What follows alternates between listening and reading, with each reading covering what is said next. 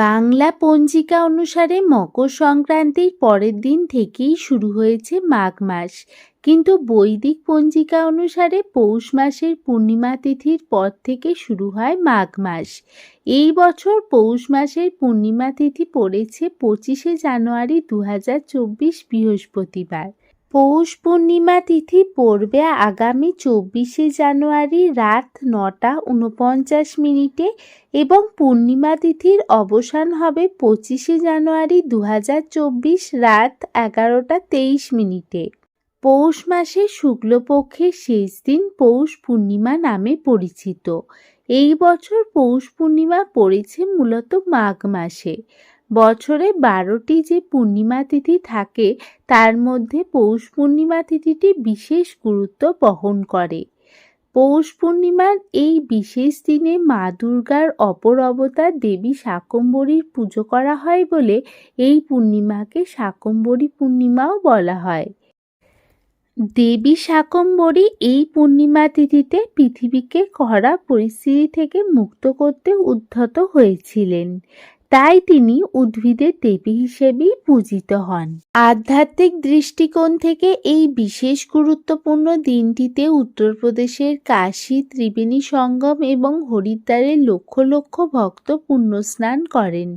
বারাণসীর দশাশ্বমেধ ঘাট এবং প্রয়াগের ত্রিবেণী সঙ্গমে লাখ লাখ ভক্ত গঙ্গা স্নানের মাধ্যমে জাগতিক জন্ম এবং মৃত্যুর চক্র থেকে মোক্ষ লাভ করেন। পৌষ পূর্ণিমার এই দিন থেকেই শুরু হয় বহু শতাব্দী প্রাচীন ঐতিহাসিক মাঘ মেলার।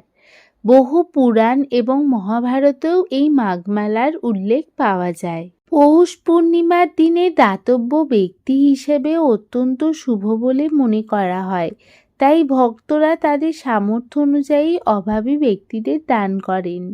ভারত জুড়ে ভগবান বিষ্ণু এবং ভগবান কৃষ্ণের বিভিন্ন মন্দিরে পুষ্য অভিষেক যাত্রা করা হয়।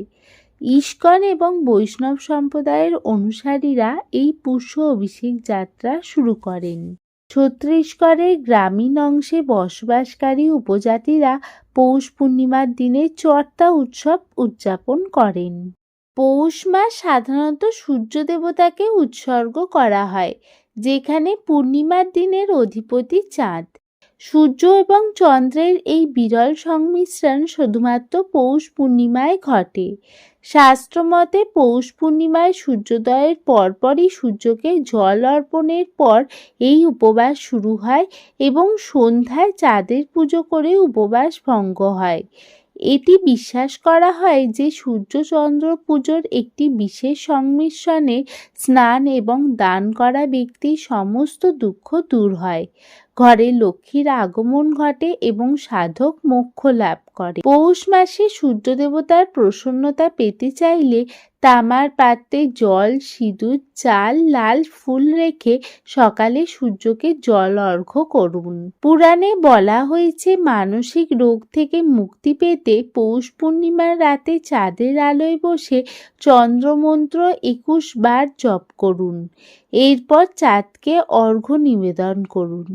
পৌষ পূর্ণিমা সম্পর্কে এই সমস্ত তথ্য জানতে পেরে আপনাদের কেমন লাগলো তা জানাতে একদম ভুলবেন না।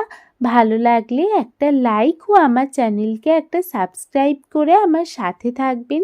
সকলে ভালো থাকবেন, সুস্থ থাকবেন, সাবধানে থাকবেন।